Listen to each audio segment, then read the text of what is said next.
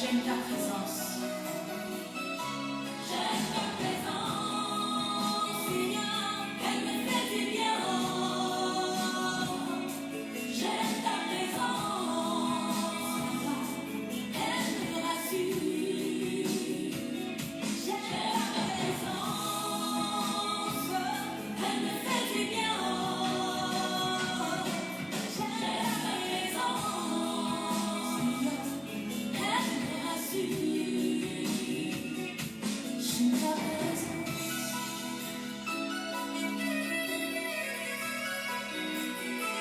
Lorsque je suis malade, Seigneur, ta présence me rassure. Lorsque je suis angoissée, oh, Papa, ta présence me rassure. Lorsque je suis dans la tristesse, ta présence me rassure. Même lorsque je marche dans la vallée de l'ombre de la mort, ta présence me rassure. J'aime ta présence, j'aime ta présence, elle me fait du bien. J'aime ta présence, elle me rassure. J'aime ta présence, elle me fait du bien. J'aime ta présence, elle me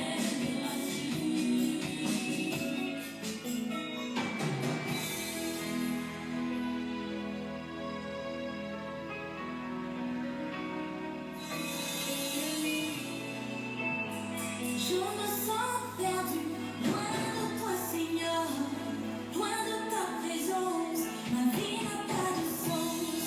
Je me sens perdu, loin de toi, mon Dieu, loin de ta présence, ma vie n'a pas de sens. Oh, oh, oh, ma vie n'a pas de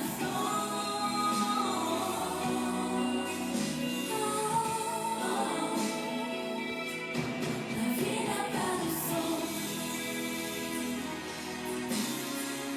J'aime ta présence, Seigneur, elle me fait du bien. J'aime ta présence, Papa, elle me rassure. J'aime ta présence, mon Dieu, elle me fait du bien. J'aime ta présence, Seigneur, elle me rassure. J'aime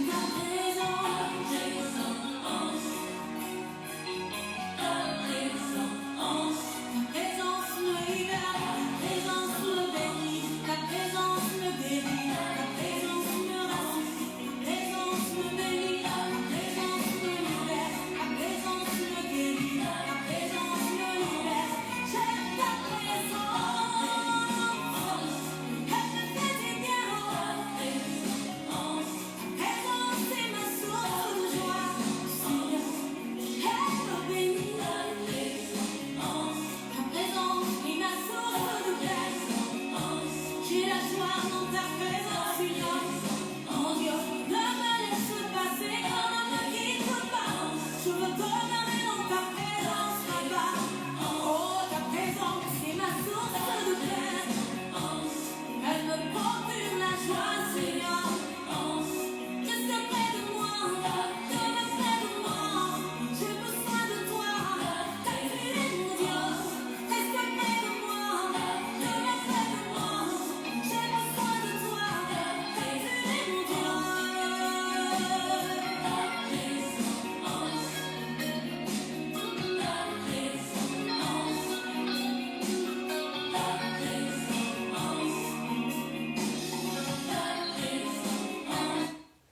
Shalom, shalom à tous, shalom, bienvenue. Et déjà, je vous souhaite un très bon dimanche.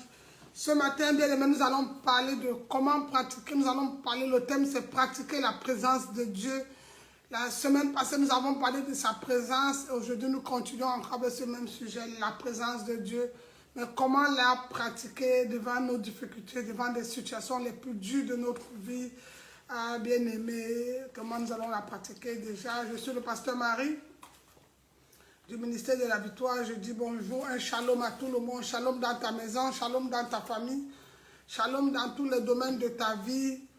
Que mon Dieu soit ton Dieu au nom puissant et glorieux de Jésus-Christ. Soyez abondamment bénis.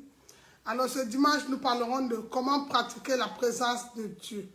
La présence de Dieu. Alléluia, alléluia, alléluia. Un Dieu merveilleux, il est un Dieu miraculeux. Et partage le message. Partage déjà le message. Partage, invite des amis et invite les frères partout qui soient connectés. Nous allons passer au but du sujet bientôt. Je vais prier dans le nom de Jésus. Comment on la pratique?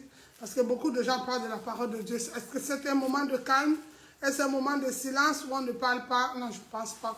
Mais nous allons la pratiquer et c'est ce moment et l'heure est arrivée, ce temps-ci, où nous allons partager la présence de Dieu. Je vais prier dans le nom de Jésus. Concentre-toi, ne sois pas distrait. Peut-être toi tu vois 2 personnes. C'est ça le problème de la présence de Dieu. Il est possible que tu vois 10 personnes, que le Seigneur lui est en train de voir 1000 personnes. Alors la différence entre la présence de Dieu et comment la pratiquer, c'est que celui qui est dans la présence de Dieu a plus de yeux ouverts. Et celui qui n'est pas dans la présence a les yeux physiques. Et le physique et le spirituel, quand tu n'es pas, il dit, je ne marche pas selon la vue, mais je marche selon l'esprit. C'est 2 personnes différentes. Celui qui marche selon la vue, il voit tout obstacle. Mais celui qui marche selon l'esprit, c'est l'esprit de Dieu qui le conduit. Alors bien aimé, nous allons prier dans le nom de Jésus. Élève ta voix, commence à dire merci à Dieu. Père, nous voulons te rendre gloire, te dire merci pour ce nouveau jour, merci pour ce culte béni, merci pour cette église en ligne, le ministère de la victoire, merci pour la servante que je suis. Yahweh mon Dieu, nous voulons que tu viennes sanctifier ce lieu. Viens sanctifier nos cœurs, viens sanctifier nos pensées, viens sanctifier nos mains, nos bouches, tout ce que nous avons. Nous voulons pratiquer ta présence, mais nous devons retirer les souliers sales, retirer la méchanceté, tout ce qui n'est pas de toi, afin de pratiquer ta présence, afin de vivre dans ta présence, Seigneur. Viens enlever le vêtement de colère, de rancune, tout ce qui n'est pas de toi. Seigneur, viens te manifester dans nos vies au nom de Jésus. Yahweh, viens sanctifier mon regard, sanctifier ma pensée, sanctifier mes mains, sanctifier le toucher, sanctifier ce culte. Sanctifie même les personnes connectées. Commence à prier. Demande au Seigneur de sanctifier. Sanctifie ta maison. Que ta maison soit son temple. Ton corps son temple. Ta bouche son temple. Sanctifie les enfants dans le nom de Jésus. Élève ta voix et prie. Élève ta voix et prie. Prie. Remercie l'Éternel. Bénis l'Éternel. Bénis-le dans le nom de Jésus. Bénis l'Éternel dans le puissant et glorieux nom de Jésus. Bien-aimé, même si nous sommes en ligne, c'est l'occasion pour toi aussi de te connecter. Il n'y a pas une distance entre celui qui prie en ligne et celui qui est à la maison. Tout dépend de ton esprit et la foi que tu as. Si tu as la foi, tu pourras dire à cette montagne, ô-toi de là. Alors bien aimé, parce que les hommes ne sont que les instruments. Les hommes ne sont pas Dieu. Dispose ton corps, ton esprit et reste concentré, connecté à la prière dans le nom de Jésus. Alors invite des amis, mets dans le groupe de prière, partage que les personnes doivent se connecter dans le nom de Jésus. Nous allons élever encore la voix. Père, merci encore pour cette journée. Honneur et gloire te soient rendus. Alléluia. Acclame pour le roi des rois. Il est Dieu. Il est puissant. L'admirable conseiller. L'étoile brillante du matin. Le ressuscité. Le lion de la tribu de Juda. Le père de l'impossibilité. On dit dans sa présence, l'impossible devient possible. La stérile enfante. La stérile enfante 7 fois. Le sourd entend. Le paralytique marche. L'aveugle voit. Lui, c'est lui, il est le seul qui peut dire, prends ton lit et marche. Il est le seul qui peut dire, retrouve la vue. C'est dans sa présence que tout devient possible au nom de Jésus. Amen, amen. Alléluia. Bien-aimés, nous parlons de la présence de Dieu. Une présence capitale pour moi, une présence capitale pour toi. Après la Pentecôte, c'est une rencontre qui vient transformer des vies. Aujourd'hui, nous parlons de la présence de Dieu. Alors bien aimé, notre sujet clé de ce matin, nous avons 2 sujets de la présence de Dieu. Déjà, nous sommes au ministère de la victoire. Tu as besoin d'une église en ligne, n'hésite pas à nous écrire. Je vais vous donner ce message ce matin. Je fais les annonces avant la prière parce qu'après, quand je donne la prière, je vais juste prier et clôturer. Nous sommes une église en ligne au ministère de la victoire. Nous prions tous les jours de lundi à samedi. Et le dimanche soir, nous faisons des déclarations pour la semaine. À samedi à 21h. Et sur Facebook, sur ma page Pasteur Marie, nous avons aussi un culte en direct sur Facebook. Alors tu peux aussi nous joindre sur Facebook si tu as besoin de prière. N'hésite pas à m'écrire sur Messenger, Ministère de la Victoire ou Pasteur Marie. Et sur YouTube aussi, tu peux m'écrire, pourquoi pas, pour prier aussi. J'ai aussi ma page Ministère de la Victoire, à écrire en un seul mot sur YouTube aussi. En fait, nous sommes partout, même sur Zoom, nous sommes aussi Ministère de la Victoire. Que mon Dieu te bénisse. Maintenant, c'est l'heure d'entrer dans la barque et de rester concentré. Ne regarde pas le bruit de l'eau, le bruit de tempête, le bruit du vent, mais concentre ton corps, ton âme et ton esprit à la parole de Dieu. Thank you, Lord. Thank you, Jesus. Thank you, Lord. Au nom de Jésus, nous avons prié. Amen. Bien-aimés, nous allons parler d'un message très capital. Alors, bien-aimés, je ne sais pas, tout le monde a chaud comme moi. Il fait énormément chaud, Seigneur. Que le Seigneur nous fortifie. Alléluia, alléluia. Bien-aimés, ce matin, nous parlerons de pratiquer la présence de Dieu. Alors, c'est dans 2 Rois 6, le verset. Nous allons lire notre thème, 2 Rois 6, à partir du verset 8 à 18. Soyez concentrés, c'est l'heure de la prière. Il y a un temps pour parler, un temps pour rien, un temps pour rester concentré. Alors nous allons rester 2 Rois. C'est l'heure de la prière, s'il vous plaît.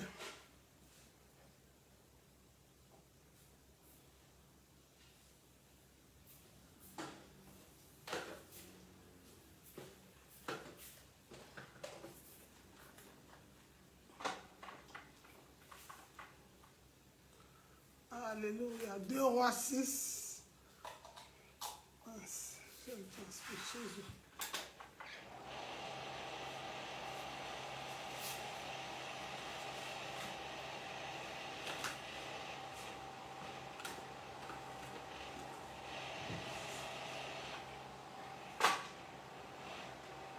Merci Seigneur.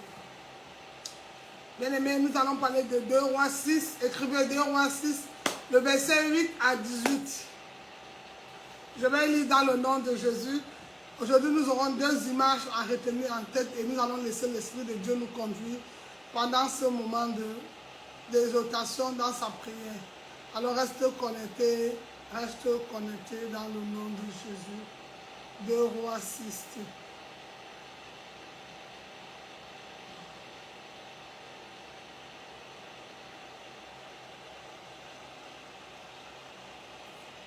Oui, 2 Rois 6, verset 8 à 18, on va lire dans le nom de Jésus.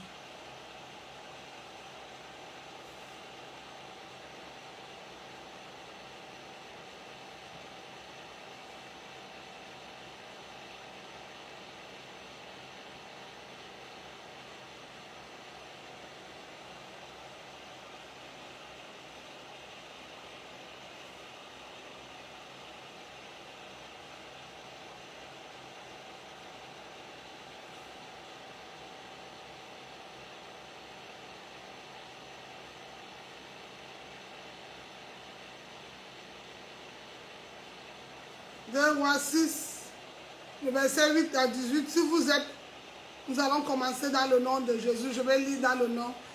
Excellent Père de grâce, viens sanctifier encore ce moment, Saint-Esprit. Viens prendre la première place, viens nous guider. Que la chair se taise, que le raisonnement de l'homme se taise, que tout ce qui n'est pas de toi se taise. Et viens prendre la première place dans le nom de Jésus. Yahweh mon Dieu, c'est toi qui es Dieu qui commence et qui rend l'œuvre parfaite. Seigneur, nous voulons te remettre ce moment, afin que nous ne soyons pas distraits, mais que cette parole et ce message viennent transformer nos vies, transforme nos pensées, notre raisonnement. Que la chair se taise et que l'Esprit de Dieu prenne le devant au nom de Jésus-Christ. Tu es le seul roi, l'unique et le véritable roi. Il n'y a pas d'autre Dieu que toi. Tu es le seul créateur. Tu es le seul Dieu omniprésent. Tu es éternel. Tu es le seul Jéhovah Jireh, le seul El Shaddai, le seul Jéhovah Sabaoth. Tu as toute la place, tout l'honneur te revient. Je vais te remettre la gloire ce matin. Je vais me taire, je vais diminuer, que tu te lèves et que tu croisses et que tu parles dans le cœur, et que tu transformes des vies. Tu transformes beaucoup de situations ce matin dans le nom de Jésus. J'ai prié. Amen. Amen. Bien-aimé, 2 Rois 6, le verset 8 à 18, je lis dans le nom de Jésus. C'est l'histoire du prophète Élisée Alléluia. Élisée, un de mes pères spirituels, un mentor, 10 ans de fidélité. Élisée et le roi Élisée, c'est l'un des prophètes Élisée et le roi de la Syrie qui avait tellement de problèmes. Mais ce jour, nous allons voir l'histoire, comment l'Éternel va se manifester. Alors je vais lire à partir de 2 Rois 6, le verset 8. Le roi de la Syrie était en guerre avec Israël. Et dans un conseil qu'il tint avec ses serviteurs, il dit, mon camp sera dans un tel lieu. Mais l'homme de Dieu lui dit au roi d'Israël, gardez-toi de passer dans ce lieu, car les Syriens, ils descendent. Et le roi d'Israël envoya des gens pour y se tenir en observation vers le lieu que lui avait mentionné, signalé l'homme de Dieu. Cela arriva non pas une fois, ni 2 fois. Au verset 11, le roi de Syrie, donc Élisée avait le problème avec le roi de la Syrie. Le roi de Syrie en eut le cœur agité.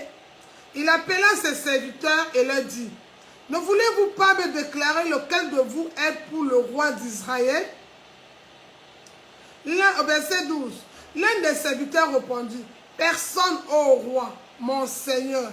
Mais Élisée le prophète, il en est un en Israël, rapporte au roi d'Israël les paroles que tu prononces dans ta chambre à coucher. Et le roi dit, allez et voyez où il est, je le ferai prendre. On vint lui dire, voici, il est d'autant. Il envoya des chevaux, des chats et une forte troupe qui arrivait de nuit et qui enveloppait la ville. Le serviteur de Dieu se leva de bon matin et sortit, et voici, une troupe entourait la ville avec des chevaux et des chats. Et le serviteur dit à l'homme de Dieu, ah, mon Seigneur, comment ferons-nous? Il répondit, ne crains point, car ceux qui sont avec nous sont plus grands, nombreux que ceux qui sont avec eux. Élisée pria et dit, Éternel, ouvre ses yeux pour qu'il voie. Et l'Éternel ouvrit les yeux du serviteur et qu'il vit la montagne pleine de chevaux, de chars, de feu autour d'Élisée. Et les Syriens descendirent vers Élisée. Ils s'adressaient à cette prière à l'Éternel. D'un frappé d'aveuglement cette nation, et l'Éternel est frappé d'aveuglement selon la parole d'Élisée. Amen. Bien-aimé, gardez cette image. Le roi de la Syrie a son armée physique. Comme toi, tu as le problème physique, tu n'as pas d'argent, tu es malade, tu es dans un problème de papier physique. C'est réel, c'est écrit. Il y a une différence entre la réalité et la vérité. La réalité dit que tu n'as pas de papier, ou tu es dans un moment, tu es célibataire. Mais la vérité dit qu'il n'est pas bon que l'homme soit seul. Tu as vu? Quelle est l'image que tu gardes? Je ne suis pas seul, ou parce que la réalité me confirme que je dors seul actuellement. Ça peut être pour un temps. Bien aimé.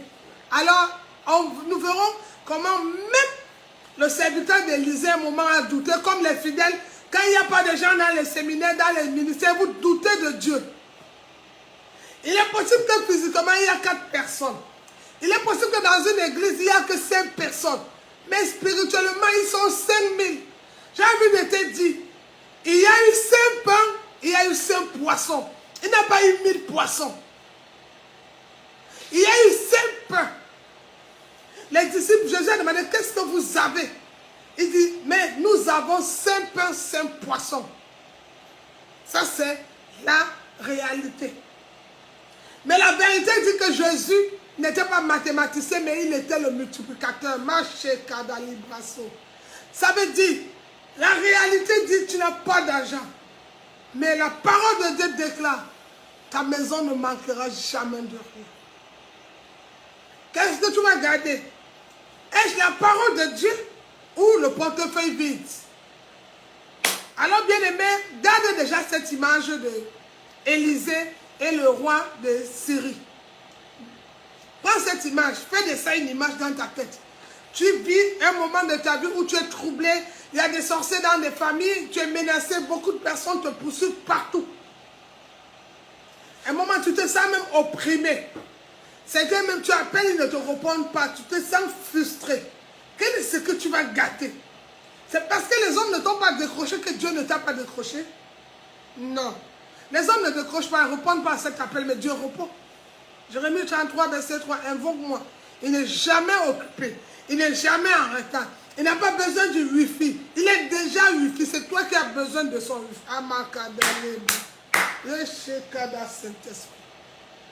Il n'a pas besoin de ça. Bien-aimé, gardons cette image en tête. Le roi de la Syrie qui envoie ses soldats contre Élisée. Le serviteur d'Élisée qui avait peur naturellement parce qu'il avait vu une armée. Tu as peur parce que tu es dans un endroit. Les gens sont venus, certains sont partis. Tu n'es pas concentré dans la prière. Et si c'était Dieu qui les avait enlevés? Ah, lâchez Kana. Ton problème, ce n'est pas ceux qui partent et qui viennent. Ton problème, c'est de rester dans la présence et pratiquer la présence de Dieu. Alors, bien-aimé, le serviteur d'Élisée avait peur naturellement. Il avait peur. Et voici ce que l'homme de Dieu dit. Il détourne son regard des hommes. Élisée n'a pas regardé les chars, les guerres, toutes les personnes. Élisée a détourné son regard comme tu dois détourner ton regard de la maladie. Tu dois détourner ton regard de la situation, de ce problème de cette maison. Ton problème de mariage. Dieu ne peut pas envoyer un colis gâté. Dieu arrange avant de donner. Tu dois détourner ton problème devant toutes ces situations à laquelle tu traverses. Et tu dois fixer ton regard. Quand on pratique la parole de la présence de Dieu, on fixe son regard seulement sur lui. Il est éternel. Il est créateur. Il n'est pas un Dieu d'une église. Dieu n'est pas dans une maison. On ne peut pas le fabriquer. Oh, ma chérie. Bien-aimé, Dieu est tellement plus grand que quand toi tu le vois dans une petite chambre, c'est parce que ta vision est petite. Jésus dit, si tu as la foi, tu diras à cette montagne, mais c'est de quelle montagne il parle? C'était la montagne de tes problèmes. Quand Jésus parlait de montagne, ce n'était pas une montagne physique. C'était le spirituel. Une montagne de dette, montagne de maladie, montagne de persécution, montagne de rejet, montagne d'accusation, tout viendra. Mais c'est marcher par la foi. Et tu diras à cette montagne, ôte-toi de là, elle va sauter. Mais ton problème, c'est de rester dans la foi. Alléluia. Alors Élisée a vu que le serviteur avait vu physiquement les hommes. Il ne comprenait pas. Mais ils n'étaient que deux. Comme vous n'êtes que deux dans un groupe de prière, il n'y a pas de gens qui prient. Vous n'êtes que deux physiquement. Ça, c'est la réalité. Mais la vérité, vous n'êtes pas deux. Vous êtes 20 000 personnes. Ma prière pour toi ce matin, que Dieu ouvre tes yeux spirituels. Que le Dieu qui a ouvert mes yeux ouvre tes yeux. Afin que tu vois la foule, tu vois le nombre, tu vois les personnes. Les disciples avaient 5 pains parce que les yeux étaient fermés. Ils n'avaient pas encore fait un tour dans la présence de Dieu. Alors ils ont compté 5. Ils ont compté 5 poissons. Mais Jésus avait transformé tout. Alléluia. Parce que Jésus, avant que les personnes ne viennent même pour manger, la foule, Jésus était déjà dans la foule. Et il connaissait le nombre de personnes avant d'en multiplier le pain, multiplier. La Bible déclare que le pain est resté, les poissons sont restés. J'ai envie de te dire, la présence de Dieu dévance. Allah, j'aime Dieu. Bien-aimé, écoute bien la présence de Dieu. La Bible déclare, il détournait son regard des hommes, des ennemis, parce qu'il avait un Dieu. Il avait vu Dieu. Détourne ton regard. Quand on dit, qu'est-ce qu'on va dire? Détourne tes pensées, ton raisonnement de toujours vouloir répondre, toujours vouloir jouer la victime. Un enfant de Dieu n'est pas ne se victimise pas à tout moment. Non. Détourne ton regard. Et fixe ton regard vers Jésus. Ne pas répondre ne veut pas dire qu'on est mieux. Ne pas agir ne veut pas dire qu'on n'entend pas, on ne comprend pas. La Bible dit qu'il y a un temps pour tout. Ecclésiaste, Salomon dit, il y a un temps pour parler, un temps pour rire, un temps pour manger, un temps pour dormir et un temps pour partir. Et toi, tu n'as dans ton temps, tu ne distingues même pas à quel moment je parle, À quel moment? C'est pour ça que quand tu es dans la présence de Dieu, tu ne connais pas si c'est le silence, si c'est observer ou c'est attendre. Et c'est là où beaucoup perdent. Parce que dans la présence de Dieu, il peut y avoir un moment où tout est sombre. Laissez les plans A, les plans B. Vous aimez toujours envoyer Ismaël, Agar quand il n'est pas dedans, pour venir retarder 11 ans. Non. Ce qui est de Dieu, c'est que sa bouche de sa main l'accomplit. L'homme ne peut pas changer la destinée. Jamais. C'est Dieu qui transforme tout. C'est les hommes qui ont besoin de Dieu. Dieu n'a pas besoin des hommes. N'oubliez jamais ça. Alléluia. Bien aimé, la Bible déclare, Élisée, tellement il a vu que son serviteur qui avait vu l'armée, il avait peur. Pasteur, nous sommes nombreux, nous ne sommes pas nombreux, mais ils nous persécutent. Pasteur, regardez les messages. Le serviteur de Dieu a dit, il a détourné son regard de cette image, mais il a regardé, il a pratiqué la présence de Dieu. Et il a dit à son Dieu, ouvre les yeux de mon serviteur. Et regardez, quand il ouvre les yeux de son serviteur à la montagne, vous allez voir à partir du verset 12 jusqu'à 16, la montagne fut remplie, une armée, l'armée de l'Éternel. Imagine l'armée de l'Éternel et l'armée des hommes. Qu'est-ce qui est plus nombreux? Mais il a fallu que le serviteur de Dieu dise au Seigneur, ouvre les yeux de mon serviteur. Alors bien aimé, l'ennemi ne représente rien, ne représente pas une menace pour lui. Bien aimé, je donne cette prière pour toi. Toi qui as peur, toi qui es découragé. Élisée a dit, Seigneur, fais-moi, fais en sorte que cette personne, cette armée des hommes physiques, rends-les aveugles. Donc Élisée a eu deux pouvoirs. Non seulement ces hommes ont vu que l'homme d'Élisée a vu qu'Élisée avait aussi une armée céleste qui le gardait. Mais quand il est arrivé même devant eux, il a demandé, ça c'est le secret. Parce que quand tu es dans la présence de Dieu, l'Éternel te parle. À tel moment, tu diras ça. À tel moment, tu ne vas pas inventer. C'est ce que j'ai ressenti. C'est ça qui était dans ma... Rien n'était, non. C'est qui est conduit par l'Esprit de Dieu à deux choses. Elle t'apaise. Elle ne t'attriste pas. Parce que l'Éternel connaît ton cœur. L'Éternel connaît ta pensée. L'Éternel connaît qui tu es. Si tu es agressif, il sait. Alors les personnes le plus souvent qui sont trop agressives, quand ils sont dans la présence de Dieu, la première des choses souvent, l'Éternel garde silence. Jusqu'à où la colère de Moïse va s'arrêter. Jusqu'à où Moïse va prendre la procédure, va regarder comment il peut se calmer. Non, l'Éternel n'agit pas comme les hommes agissent. Non. Il a dit, vos voix ne sont pas mes voix, vos pensées ne sont pas mes pensées. Bien aimé, la Bible déclare et que l'Éternel vit. Et l'Éternel ouvre les yeux, le serviteur a vu, mais après le prophète Élisée demande encore, l'Éternel a fermé les yeux de ces Syriens-là. Bien aimé, il vit les ossements dans vos moments obscurs. Vous pouvez aussi voir la puissance même de l'Éternel dans vos vies. Comprenez que Dieu ne va jamais vous abandonner dans les moments obscurs. Dieu n'est pas seulement là quand il fait des témoignages. Dieu est aussi là dans tes pleurs. Dieu est là dans tes lamentations. Il est dans tous les mots. C'est toi qui penses seulement que quand Dieu vient, c'est quand tu as reçu une bénédiction. Oh bien aimé, je vais rendre. Non, Dieu est dans tous les moments de ta vie. Il faut que tu distingues qu'il est dans toutes les situations de ta vie. Alors Élisée a su. Il a vu le physique. Il n'a pas gardé la réalité dans la tête. Il a gardé la vérité que je suis l'Éternel ton Dieu, je ne t'abandonnerai jamais. Le problème, c'est que tous les jours, tu as ta Bible, de Genèse à Apocalypse. L'année à 365 jours, l'Éternel le dit 366 fois. Je suis l'Éternel ton Dieu, je ne t'abandonnerai jamais. Élisée a pris cette parole, il a gravé dans les murs de son cœur. Il a fait de cette parole son message, il vivait avec cette parole. Chaque fois qu'il est dans cette présence, il sait qu'il n'est pas seul, parce qu'il dit, je suis l'Éternel ton Dieu, je ne t'abandonnerai jamais. Ce n'est pas le cas pour toi. Tu vas pleurer. Alors, bien aimé, un enfant de Dieu doit connaître que quand nous sommes déjà à la 11e heure, c'est si facile de prier quand il y a de la joie, la gaieté. Vous êtes sûr de la présence de Dieu. Bien aimé, mais quand il y a peut-être la douleur, la maladie, dans la nuit, bien aimé, alors là, vous commencez à vous décourager.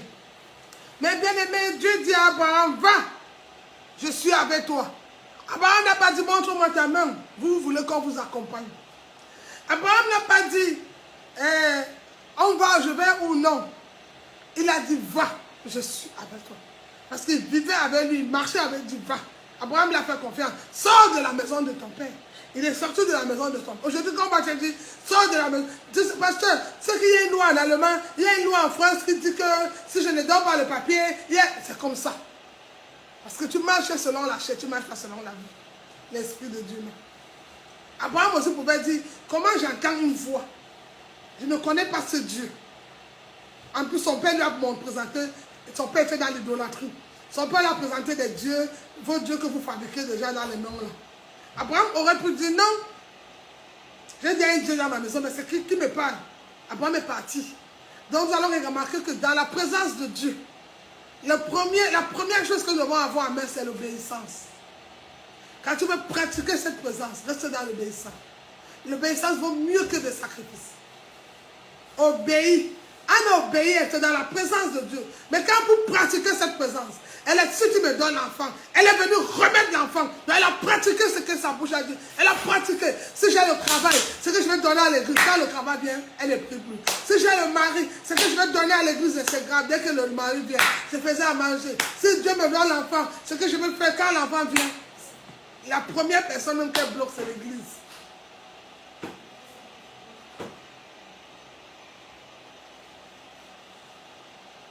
C'est ça, pratiquer la présence de Dieu? Non. Dieu, depuis la jeunesse jusqu'à l'Apocalypse, il a été fidèle. Il est fidèle, il ne les abandonnera. Il sait que tu es parti. Il connaît tout ce que tu traverses à ce moment. Il connaît ce que tu vis à ce moment. Il ne peut pas t'abandonner. C'est toi qui penses qu'il t'a abandonné, mais il ne t'a pas abandonné. Il dit, je suis avec toi. Ne crains rien. N'aie pas peur. Regarde Moïse. S'il est Moïse, la Bible dit, Moïse aussi, il voulait traverser la mer Rouge. Ils ont traversé Pharaon, il a eu les plaies, il a eu tous les combats. Mais Moïse n'a pas vu qu'il y avait un dernier combat le plus grand. Parce que même après renverser Pharaon, il y avait un combat qui était long. C'est que Moïse sauvait des eaux. Moïse avait déjà une rencontre avec de l'eau. Mais il y a un problème. Le peuple d'Israël n'est pas dormi dans l'eau comme Moïse. Alors eux, quand ils ont vu l'eau, ils ont dit, Moïse, donc tu nous as libérés ce Pharaon pour venir nous tuer. Donc parce que tu nous as dit de venir se mettre là pour prier, mais c'est comme ça que vous faites tout le temps. Mais bien le pasteur avait dit que l'année si je vais me... Que Dieu a vu que tu as gardé la prophétie, mais tu n'as pas gardé la fidélité. Dieu a vu que la bénédiction te plaît, mais tu n'aimes pas sa présence. Comment peux-tu aimer l'arbre et ne pas aimer ses fruits? Et comment peux-tu aimer plutôt les fruits et ne pas aimer l'arbre? D'où vient ces fruits? C'est de cet arbre. J'aime ce message. Mon père spirituel me dit souvent, on connaît mon arbre à travers ses fruits. Ah oui.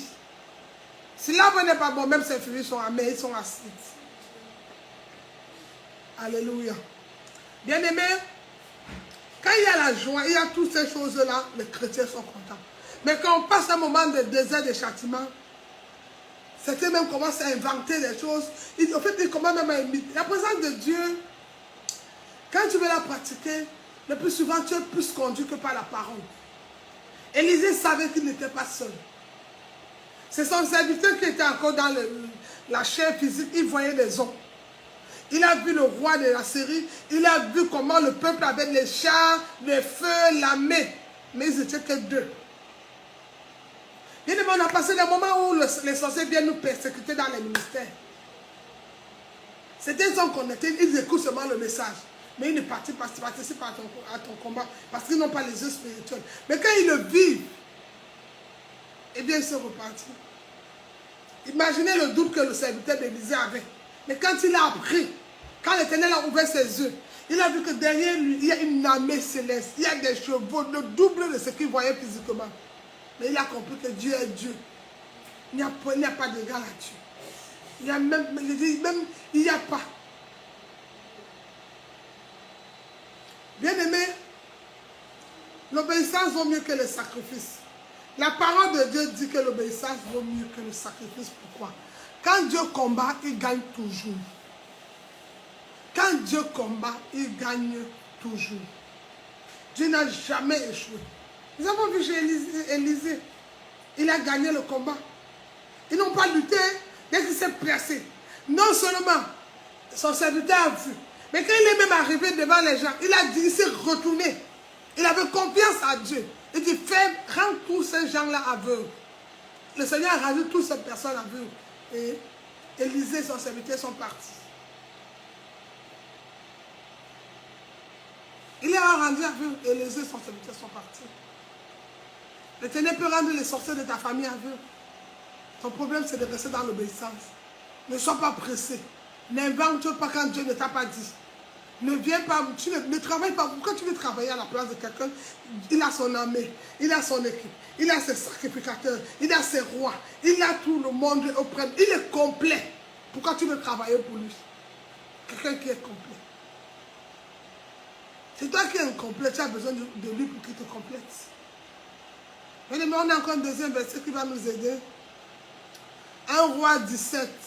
Toujours. Là, c'est Élie et la veuve de Sarepta. Comment on pratique la présence de Dieu.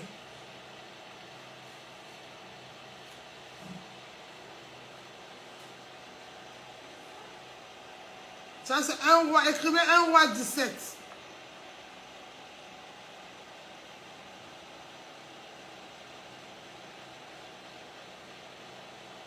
Un Roi 17.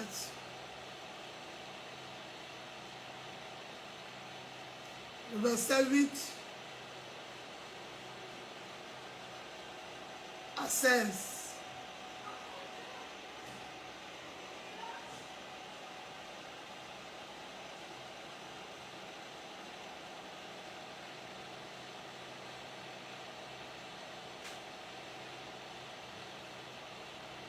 Écrivez 1 Roi 17.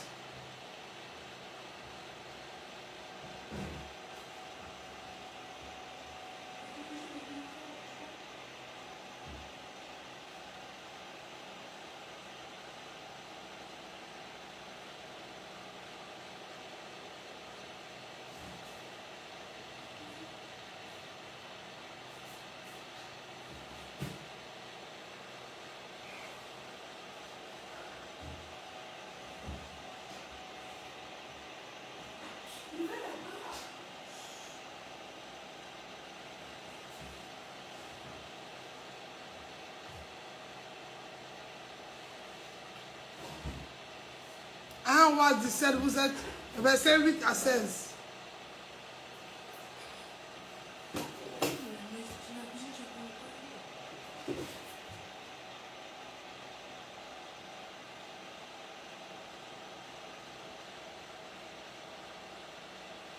Écrivez 1 Roi 17, verset 8 à 16. Je vais lire dans le nom de Jésus. C'est l'histoire de le prophète Élie et la veuve. Toujours, il a pratiqué la présence de Dieu. Je vais lire. Si vous êtes, on va lire ces deux histoires. Et après, quand même, tu pourras prendre ces deux images. Quelqu'un qui est entouré de l'armée, mais il fait confiance à Dieu. Malgré les fusils, les chars. Prends cette image, garde-le. Et tu vas prendre la deuxième image, tu gardes. Et tu verras que c'est parfois, le plus souvent, c'est toi qui es dans la désobéissance. Dieu n'est jamais en retard. Il est toujours à l'heure. Alors, je vais lire.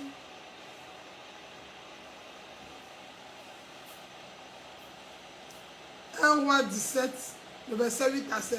La Bible déclare, alors, au verset 8, je lis au nom de Jésus. Alors la parole de l'Éternel fut adressée à ces mots. Lève-toi, va à Sarepta, qui appartient à Sidon, et demeure là. Voici, j'ai ordonné à une femme veuve de te nourrir. Peut-être c'est ton cas. L'Éternel a envoyé quelqu'un pour venir s'occuper de toi. Mais comme toi, tu es habitué, tu connais là les gens qui vont t'aider, tu as déjà bloqué sur une assistance sociale, sur une aide, ou sur une grande soeur, ou sur un copain. Tu te dis qu'en dehors de ce copain, en dehors de cet homme marié, en dehors de cet homme ou de cette femme, en dehors de ton corps même, tu ne peux pas avoir l'argent. Tu es bloqué sur ça. Tu ne peux pas pratiquer la présence de Dieu. La Bible déclare au verset 11. Au verset 9 plutôt. Lève-toi, va à Sarepta qui appartient à Sidon et demeure là. La Bible dit quoi? Psaume 91. Celui qui demeure sous l'abri du Dieu repose à l'ombre du Tout-Puissant. Le Psaume 91, le premier verset. La demeure. Il dit, et demeure là. Alors, lève-toi, va à Salpéta qui appartient à Sidon, et demeure là, voici, j'ai ordonné à une femme de te nourrir. Voilà un prophète qui a faim. Je ne connais pas qui le Seigneur a ordonné de te nourrir. Je ne connais pas ce que tu as fait. Mais l'Éternel va envoyer quelqu'un vers toi. Mais la personne va venir avec une parole. En fait, toi tu attendais peut-être un paquet. Mais la personne peut te donner un message. Derrière le message, il y a de l'argent. Dieu, il est Dieu. La Bible déclare au verset 10, il se leva et il alla. Il a obéi à Dieu. À Salpéta. Comme il arrivait à l'entrée de la ville, voici, il y avait là une femme veuve qui ramassait du bois. Il appela et dit, va me chercher, je te prie, un peu d'eau dans un vase, afin que je boive. Et elle alla en chercher. Il appela de nouveau et dit, apporte-moi, je te prie, un morceau de pain dans la main.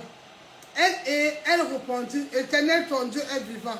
Je n'ai rien de cuit, je n'ai qu'une poignée de farine dans un pot et un peu d'huile dans une cruche.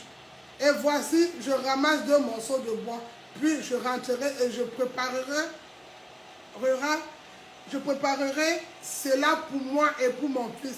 Nous mangerons, après quoi nous mourrons. L'Éternel a dit au serviteur de Dieu, Élie, j'ai déjà préparé cette femme, elle va te nourrir.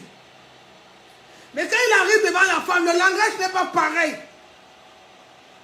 Il aurait pu douter, dire, hey, donc Dieu m'a menti. Non. Écoute ce qu'il va dire à la femme. Élie lui dit, comme je venais de te dire, 3e image, ne crains point. La femme elle-même ne sait pas qu'elle est préparée. Peut-être tu es préparée cette semaine à venir bénir le ministère, à venir bénir ta famille, à venir payer un médicament à l'hôpital, bénir quelqu'un.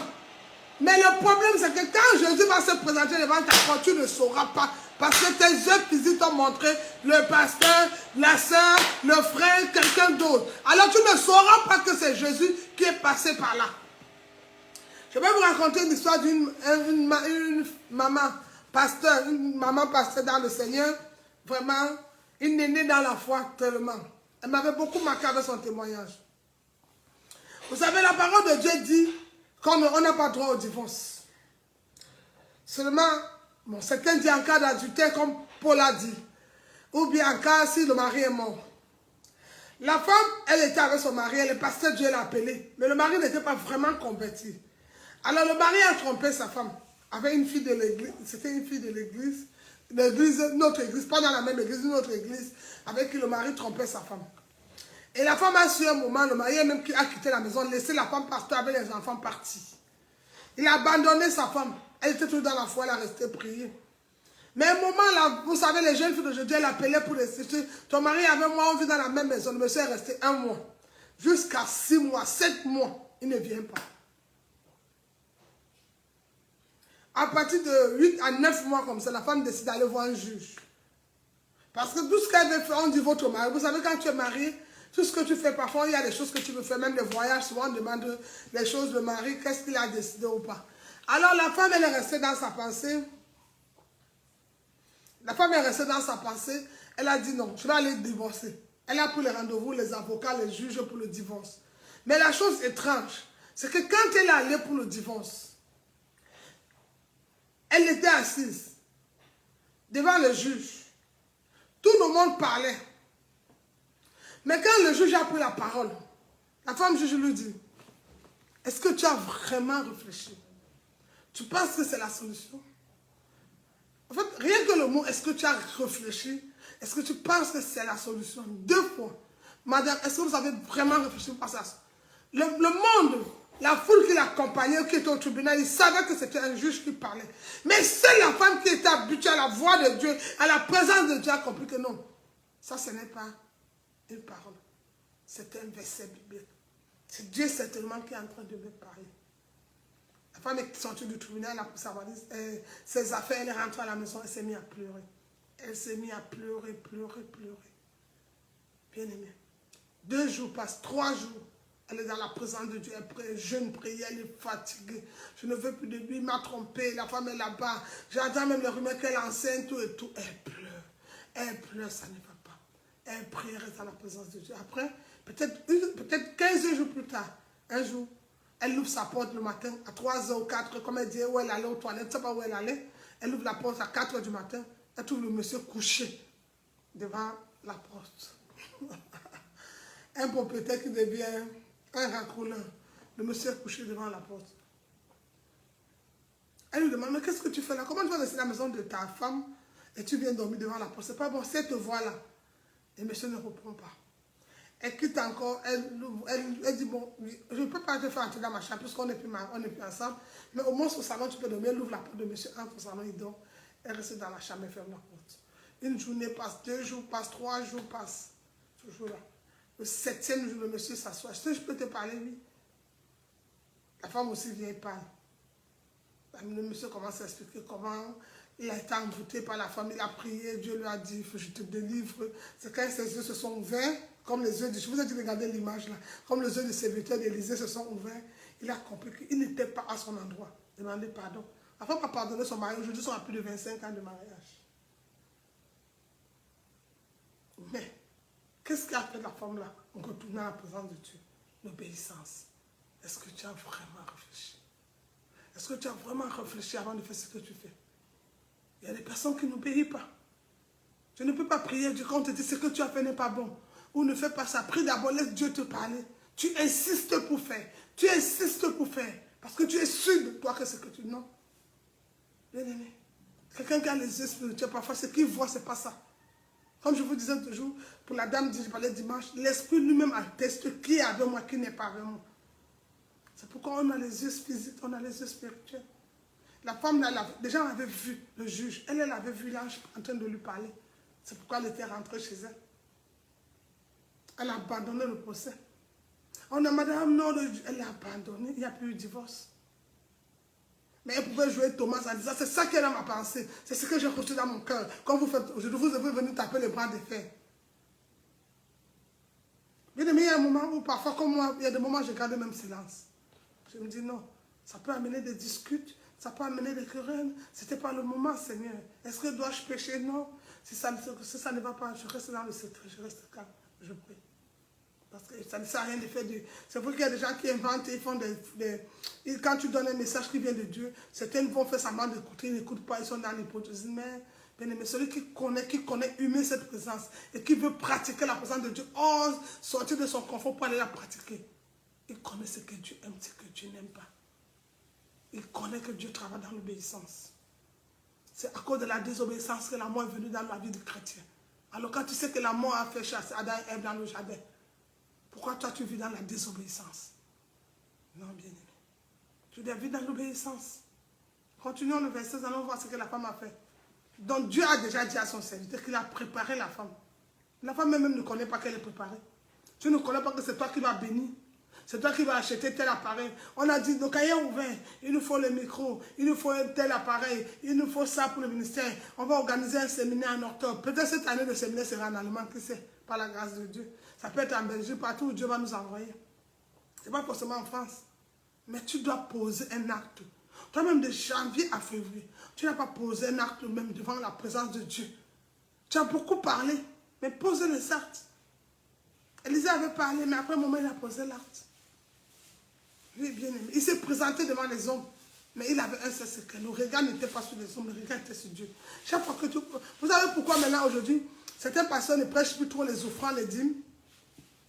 Parce qu'à un moment, certains chrétiens ont même compris ça comme si c'était une mendicité.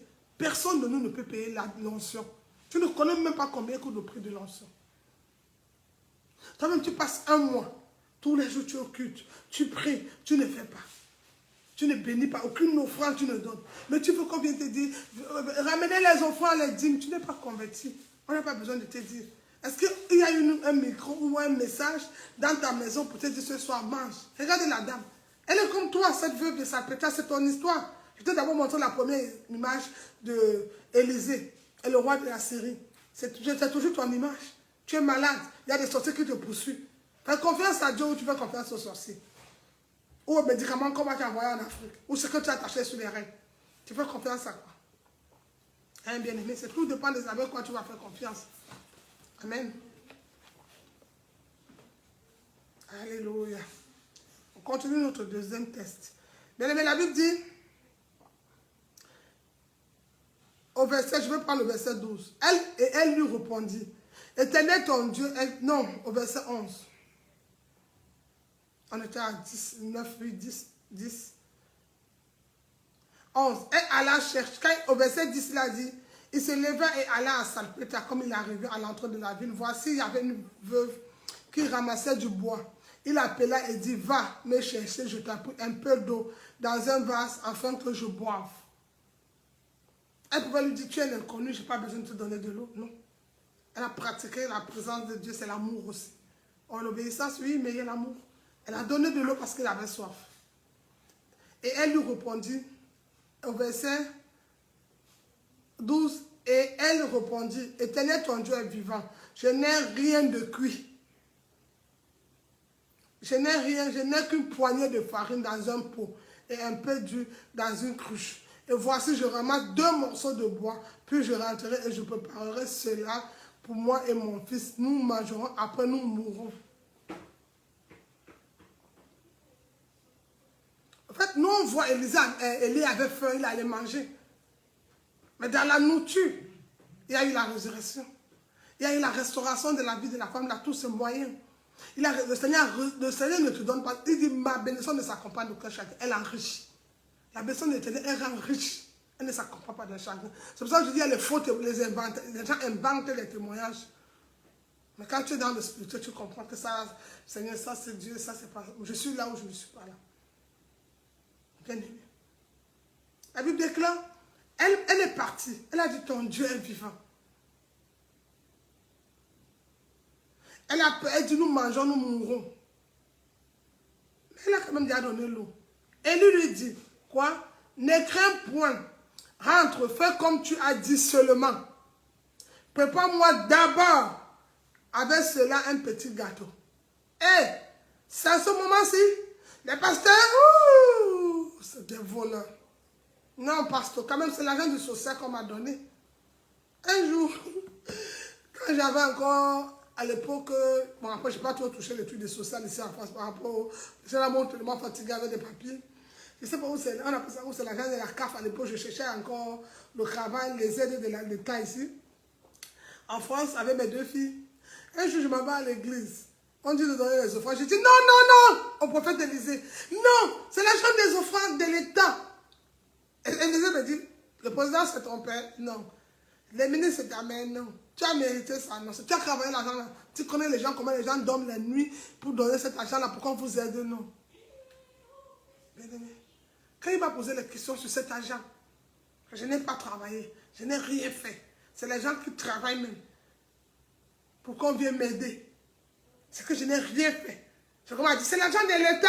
J'ai dit que quand Élisée avait, il m'a posé 3 questions. Élisée, tu as raison, je vais enlever l'argent un peu pour donner. Je vais enlever une offrande donner à Dieu. Il me dit, ma fille, c'est celui qui donne qui reçoit. Ce n'est pas celui qui fait la caisse. C'est celui qui donne qui reçoit. Ça n'existe pas. Même les banquiers, quand ils te donnent l'argent, il dit même la banque qui te prête. C'est ce qui se passe. Il met un pourcentage ou pas. Alors c'est celui qui donne qui te reçoit. Que ce soit mondain ou spirituel, c'est comme ça. C'est la loi de la semence. C'est qu'on sème qu'on récolte. Même le banquier qui te prête 10 000 euros, derrière 10 000 euros, parfois il a 12 000 euros dedans. Ou 13 000. Le pourcentage. Alors, si le banquier peut te prêter l'argent, c'est ton père. Mais il sait qu'il va recevoir ou pas. C'est dans la maison de Dieu que tu viens donner la sagesse. Tu as un problème. Tu ne connais pas sa présence et tu ne veux même pas pratiquer. Cette femme, elle a compris qu'elle était avec un serviteur de Dieu. Elle est partie en Afrique. Vous allez voir comment elle pratique la présence de Dieu. Elle a pratiqué ça. Bien aimé, la Bible dit, quand ainsi parlait l'Éternel, le Dieu d'Israël, la farine qui est dans le pot ne manquerait point d'huile. Et qui est dans la cruche ne diminuera point jusqu'au jour où l'Éternel fera tomber de la pluie sur la face du sol. Mais tout ça, c'est parce qu'elle a accepté. Elle est passée par l'obéissance. Il y a eu quelque chose qui s'est passé. Ses yeux physiques se sont fermés et ses yeux spirituels se sont ouverts. Elle a vu un grand Dieu qui est venu la visiter. Celui qui reçoit mon serviteur m'a reçu. Elle a bien aimé, en qualité de prophète m'a reçu. La Bible déclare, au verset 15, elle alla et fit selon la parole d'Élie, et pendant longtemps, elle eut de quoi manger, et elle et sa famille aussi bien qu'Élie. Et la farine dans le pot ne manquait point d'huile, et dans la cruche ne diminua point, selon la parole que l'Éternel avait prononcée par Élie. Donc, elle avait besoin de choses dans sa maison. Mais la seule chose qui pouvait déclencher toutes les bénédictions là,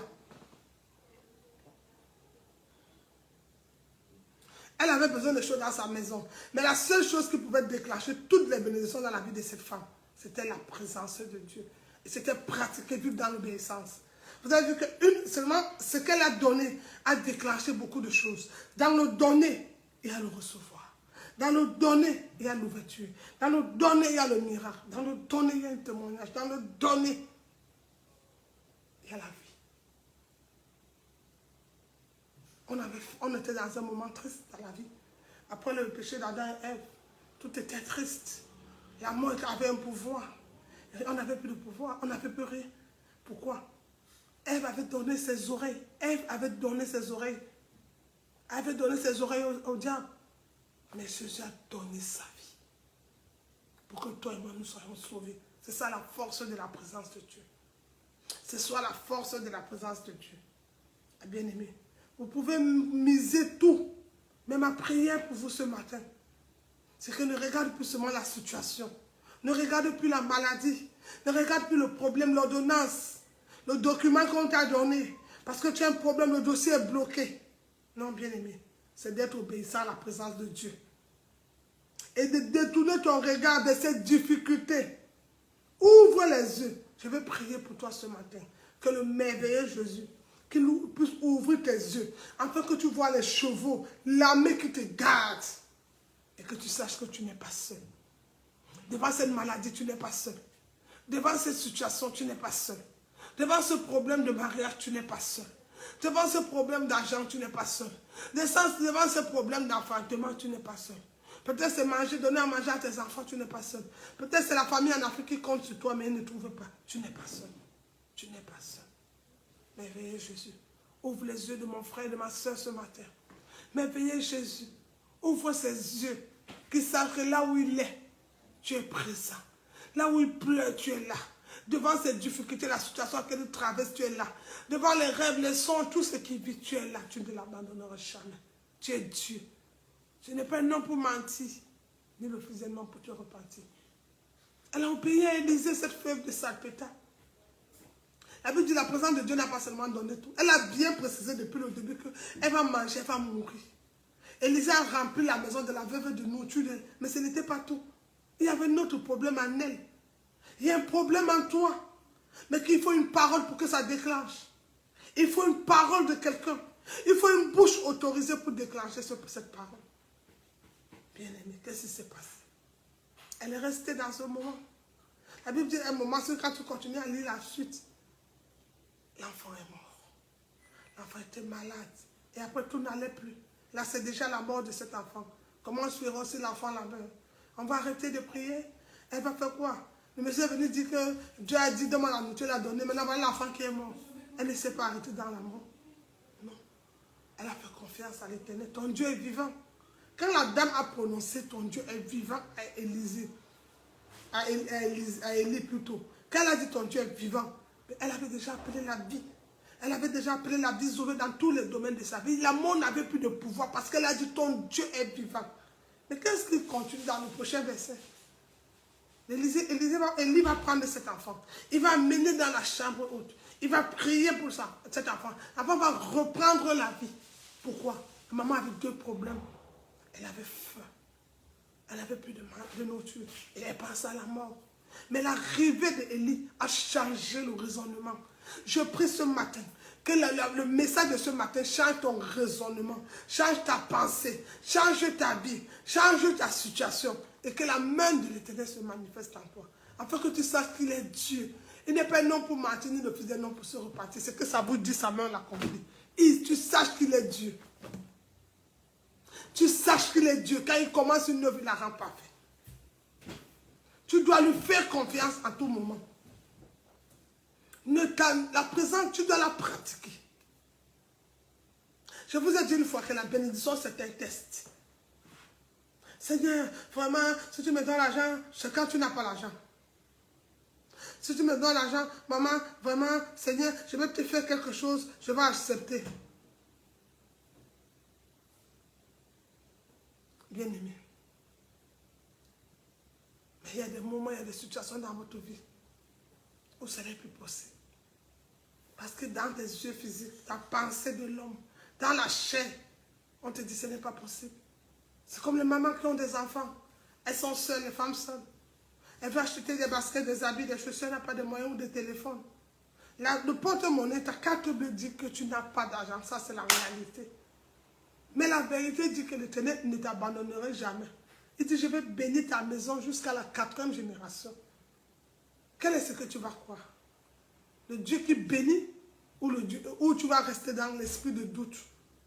Quelqu'un qui est dans la présence de Dieu, qui veut pratiquer cette présence, ne croit pas au doute. Le découragement n'est pas dans son vocabulaire. Le doute, non. Il avance. Il avance parce que les vainqueurs n'abandonnent pas. Il persévère jusqu'au bout. Donc dans la présence de Dieu, il y a la persévérance.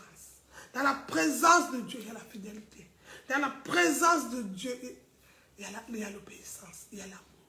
Ton problème, c'est de croire qu'il est le renumérateur de ceux qui le cherchent. Il ne peut pas t'abandonner. Il est vrai, juste et fidèle. Tu dois croire. Peu importe la situation à laquelle tu traverses à ce moment. Peu importe ce que tu vois. Mais ne doute pas. Non, à ce moment, c'est des gens qui vont... Non, bien-aimé. Les hommes ont leurs défis. Les hommes ont leurs défis. Et qu'est-ce que Dieu dit de ta situation? Abraham était tellement habitué à la présence de Dieu. Voilà encore une troisième. Tu as deux images. La veuve de Sarepta et le prophète Élie. La première image, c'était Élisée et le roi de la Syrie avec tout son ami. Maintenant, voici une troisième image que tu vas garder ce dimanche, qui va beaucoup t'aider. Abraham et sa femme Sarah. Elle était stérile, elle n'enfantait pas. Ménopausée. Abraham lui-même aussi, ce n'était pas facile. Mais il eut un enfant. Et Dieu va lui dire, laisse l'enfant partir. Parce que ce n'est pas dans mon plan. Mais dans la présence de Dieu, tu n'improvises pas ton plan. Tu marches dans le plan de Dieu. Alors comme Ismaël n'était pas dans ce plan, il fallait qu'il parte. Il y a eu l'attente. Chaque fois que tu vas désobéir à Dieu, il y aura toujours l'attente. Les gens nous mentent souvent des choses que non, oh, Dieu est miséricordieux, il va nous pardonner, ça va. Non, arrêtez. Quand il lui-même dit de fuir le péché, si tu connais un péché, fuis-le, ne cherche pas à le faire parce que tu as compris le mot, la grâce, le pardon. Arrêtez de prêcher, d'envoyer les gens aller commettre des choses pour venir après. Il va prier, Dieu pardonne-moi, on va lui dire, Dieu t'a pardonné. Mais 3 fois, le péché va parler sur lui, les conséquences. Il y a toujours des conséquences à tout ce qu'on fait. C'est mieux de fuir le péché, c'est mieux de l'abandonner. Bien aimé. Sarah, elle est la première. Allez chercher Agar. Elle est la première à bouder après. Elle est la première à être malheureuse. Comme tu es la première à amener un homme à la maison. Le gars n'est pas bien. Tu forces la famille de l'amener. Maintenant, quand le gars a les problèmes, tu es la première à bouder. La première à faire, mais c'est toi qui as ramené. Alors c'est toi, puisque c'est toi qui l'as amené, c'est toi qui vas le faire partir. C'est Sarah qui a amené Ismaël, c'est Sarah qui a fait partir Ismaël. Dieu est tellement honnête. Dieu est tellement vrai dans sa présence. Il faut pratiquer cette présence, mais rester dans l'obéissance. Abraham connaissait tout. Abraham a su que le plan là, il aimait certes Ismaël, mais il ne savait pas le plan de Dieu. En fait, la même joie, quand il était dans la présence de Dieu avec Ismaël, cette présence, cette joie-là n'était pas. C'est pour ça que vous allez voir que le nom de le prochain enfant change. Il s'appelle Souris. Le sourire, la joie. Je peux encore l'appeler aussi la paix. Parce qu'il n'avait plus peur. Mais par contre, pour Ismaël, il avait peur du jour au lendemain. La servante peut fuir. Parce qu'elle est une servante, elle a un temps, une durée, elle ne doit pas arrêter le boulot. Elle peut fuir avec l'enfant. Donc le sommeil n'est pas vraiment ça. Mais Dieu s'est souvenu de lui. Mais ça a pris du temps à cause de la désobéissance. Un jour, il a dit, je ne désobéis plus à Dieu. Il est parti parler à son père. L'Éternel a compris. Ça a pris du temps. Combien d'années plus tard? Des années, bien aimé. Mais il a été pardonné aussi, Abraham. Comme tu serais pardonné, mais les années. Il est resté dans l'attente, dans la présence de Dieu. Il attend. La présence de Dieu, parfois, tu ne vois pas, mais tu attends. Tu n'entends pas, mais tu attends. Tu ne touches pas, tu attends. Tu attends. Abraham a marché. Il est resté assis. Un jour, Dieu s'est souvenu de lui. Prends cette image. 3 personnes. Élie est allé chez la personne. Élie est allé chez la veuve. Tu envoyeras toujours les gens chez toi. Tu enverras toujours les gens t'appeler. Mais c'est toi qui vas distinguer. Ça, c'est Dieu ou pas. Mais tu connais la présence de Dieu. Pourquoi? Parce que quand tu es familiarisé à toi, tu aimes vraiment cette présence. Il y a des personnes qui disent qu'ils prient, mais qui ne supportent pas rester le face à face avec Dieu. 5 minutes en genoux pour prier comme ça. Beaucoup de chrétiens fuient le face à face. Je connais des chrétiens qui fuient le face à face. Hein. Alors qu'est-ce qui s'est passé? Elle est restée. Un jour, 3 hommes sont entrés dans la maison d'Abraham pour visiter Abraham. Dès qu'ils sont entrés dans la maison, Sarah avait vu des hommes. Comme la veuve au début, elle a vu un homme. Mais peut-être il a soif, il est fatigué. Mais elle n'a pas compris que l'homme là venait donner la vie à son enfant. L'homme là devait venir remplir sa maison. Mais l'homme là, quand il vient, il n'a pas de sac de nourriture. En passant dans la présence de Dieu au début, quand Dieu va venir te visiter, parfois les personnes n'ont rien à la main. Les personnes n'ont pas de choses. Mais ce sont des personnes. Quand il va entrer dans ta vie, une parole va changer tout. Une déclaration peut changer tout. Une orientation peut t'amener au-delà de quelque chose. Une porte, il va bousculer quelque chose dans ta vie.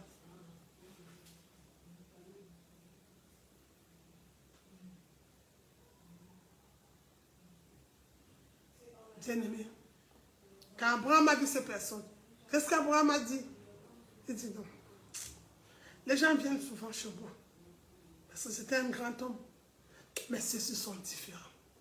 Quand tu te familiarises, quand tu commences à pratiquer cette présence, tu présentes, je suis avec toi, l'Éternel, ton Dieu, je ne t'abandonnerai jamais. Ne crains point, n'aie pas peur, n'aie pas peur, n'aie pas peur. À chaque fois que les gens entrent, tu dis, Dieu, il est dans ma maison maintenant. 3 personnes, le Père, le Fils et le Saint-Esprit. Abraham a vu 3 personnes entrer dans sa maison. Abraham est resté calme, il dit, mon Dieu, reçois ces 3 personnes. Mais Abraham n'a pas douté de l'amour de Dieu. Il s'est levé. Il est allé chercher Sarah. Il dit, Sarah, donne tout. Mon Dieu, non. Pourquoi la Bible précise le tout? Vous savez, la Bible même en général, elle a été écrite avec seulement des nombres. Mais quand tu vois 1 Roi 7, verset 6, c'est un Français qui l'avait écrit pour bien lire la Bible. Mais sinon, c'était seulement avant, à l'époque, avant de traduire la Bible, elle était seulement chapitre sur chapitre. Il n'y avait pas qu'on lit 7, 8, 9, c'était pas comme ça. C'est un Français qui a changé ça. Il a commencé à mettre les chapitres, les ponctuations, les virgules, tout. Parce que pour que les gens distinguent les versets. Bien aimé, quand il est resté, c'était pas facile pour lui. Abraham a vu ces hommes. Il dit non, ça, ce ne sont pas les hommes ordinaires. Quand tu es dans la présence de Dieu, il y a des présences quand il vient, tu sais que ça ne serait pas pareil. Quand j'ai vu aussi une série, un message dans un film nigérien. La femme avec son mari au salon en train de prier. Mais pendant que le mari est accro au foot, une présence entre dans la maison. La femme, elle est la seule personne qui sent que nous sommes 2, mais nous sommes 3. Il y a une mauvaise présence dans la maison. Mais le mari ne sait pas. Le mari ne sait pas. Il est seulement, oui, marque le but. Il est accro à son foot. La femme dit non. Arrête, quelque chose de nouveau. Elle se met après. Mais quand tu es habitué à la présence de Dieu, quand il y a une nouvelle présence dans ta vie, tu sais. Quand quelque chose de nouveau vient dans ta vie, tu sais. Il y a un changement. Tu commences à fuir la présence de Dieu. Tu n'acceptes même plus qu'on te dise ce que tu as fait n'est pas bon. Au fait, tu prends même les paroles des gens pour faire des bébés. Ça devient un jeu. Pourquoi? Quand on est dans la présence de Dieu, on est humble. On accepte d'être bêtis. Et puis Dieu t'élève.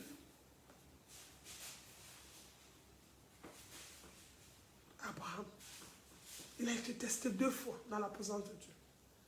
Il a dit à Sarah, donne tout ce que tu as. Les messieurs ont mangé. Ils ont dit l'année prochaine.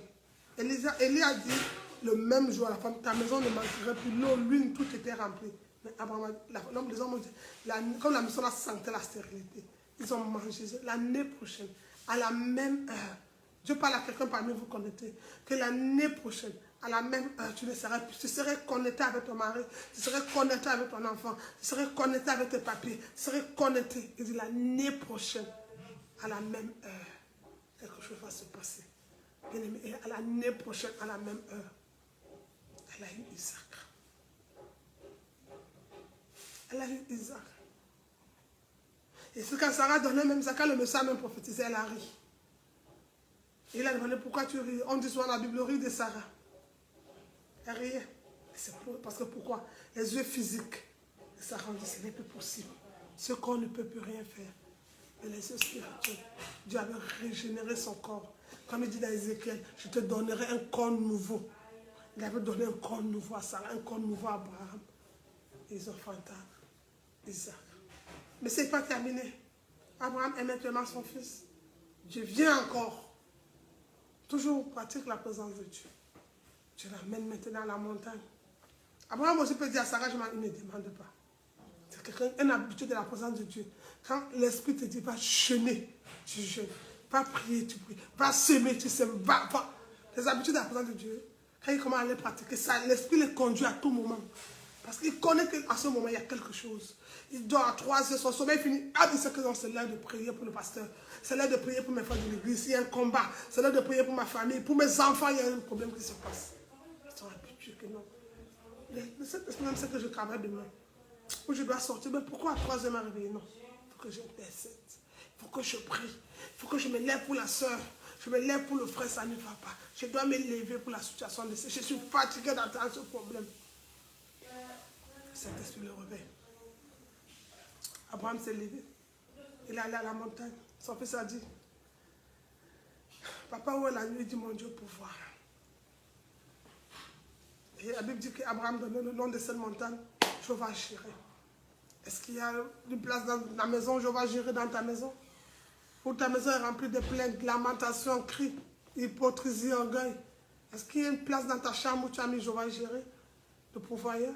Est-ce qu'il y a une place dans ta maison où on peut trouver Jéhovah Jireh? Est-ce qu'il y a une place dans ton cœur où on peut trouver Jéhovah Jireh?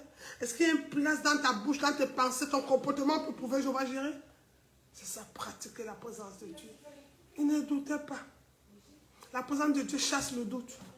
D'abord, il croit que si l'autre part, Dieu va remplacer. Il ne doute pas. Dieu lui donne un enfant. Dieu dit, donne-moi encore. Il redonne encore l'enfant. Son enfant lui demande, il dit, Dieu va remplacer. Et Dieu remplace Isaac. Il a mis l'agneau.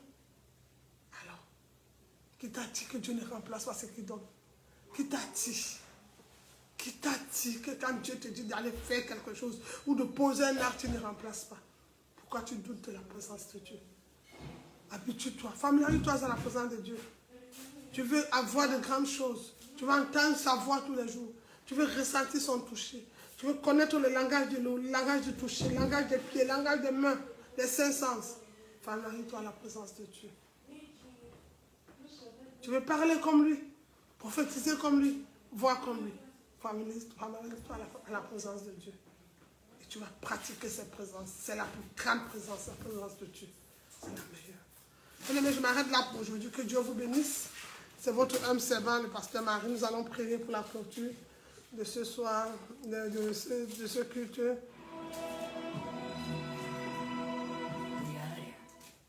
Tu dois te familiariser à cette présence. Tu dois te familiariser. Tu ne doutes pas. Moïse vient devant la présence de Dieu, il cherche. Il dit à Moïse, j'ai entendu le cri. Comment il entend le cri? Mais il avait besoin de quelqu'un. Peut-être comme cette veuve de Sarepta, l'image que je t'ai donnée. Il a entendu le cri.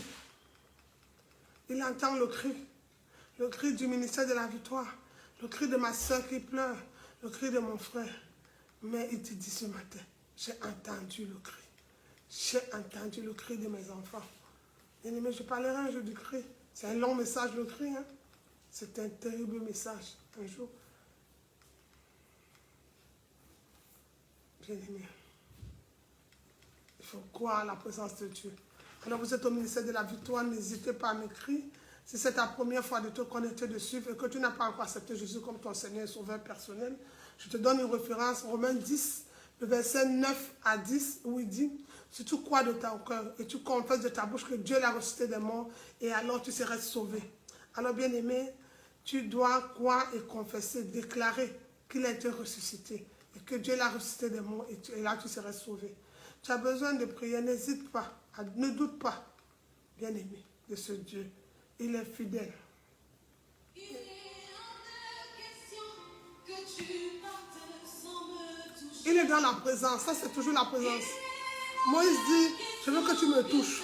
David dit que je vais aller battre Goliath. Goliath est grand, mais David aussi dans la présence de Dieu avait les yeux spirituels. Donc nous on voyait un Goliath grand, mais David voyait un Goliath petit. Regardez les pensées de David. Il prend des petites boules pour tuer Goliath. Pourquoi? Parce que dans la pensée, dans les yeux spirituels de David, Goliath c'était un animal, il fallait seulement tirer et qu'il meurt. Il n'y a que la présence de Dieu. Quand tu la pratiques, il peut te faire développer une pensée pareille. Que Dieu vous bénisse. Hors de question que tu partes sans me toucher. Il est hors de question que ça finisse comme ça.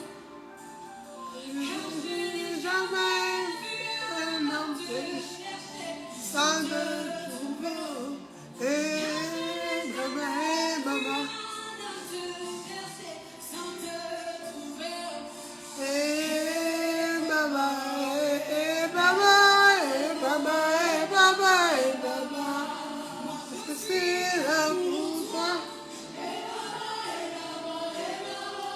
Alléluia, mon Père, merci encore pour ce message qui m'a parlé. Je dois pratiquer ta présence au ministère de la victoire dans ma vie, dans ma famille, dans tous les domaines de ma vie. Merci encore pour ce message qui a parlé à ma soeur et mon frère. Seigneur, bénis toutes les personnes connectées ce matin. Transforme les vies, change les vies dans ta présence. Dispose les cœurs, les âmes et les esprits, Seigneur, à rien que t'écouter toi seul. Car tu n'es pas un chemin, tu es le chemin. Tu es la vie et tu es la vérité. Tu es le soleil. C'est toi l'étoile brillante du matin. Tu es notre admirable conseiller. Mon Père, je veux te remettre. Précieux Jésus, merveilleux Jésus, glorieux Jésus. Bénis chacun de nous ce matin. Bénis ce dimanche. Et prends la première place dans la vie de ma soeur, de mon frère. Celle qui était découragée, celle qui ne voyait qu'aux difficultés, à des situations, celle qui avait perdu tout espoir. Donne-lui ce courage et la force. Que l'honneur, la gloire te revienne dans le nom de Jésus. Merci pour des vies restaurées. Merci pour des guérisons que tu accordes encore. Merci pour le miracle. Merci pour des stériles qui enfantent. Merci pour des mariages que tu as restaurés. Merci pour le célibat que tu as transformé en mariage. Merci encore pour des dettes que tu as effacées. Merci encore pour des veuves que tu te souviens. Merci pour ces orphelins que tu nourris. Merci pour ces prisonniers aussi, papa. Tu es le seul, le véritable juge. Que toute la gloire te revient. Que Dieu te bénisse, que mon Dieu soit ton Dieu. Au nom de Jésus, j'ai prié. Amen. Soyez bénis. Alléluia. Que Dieu vous bénisse.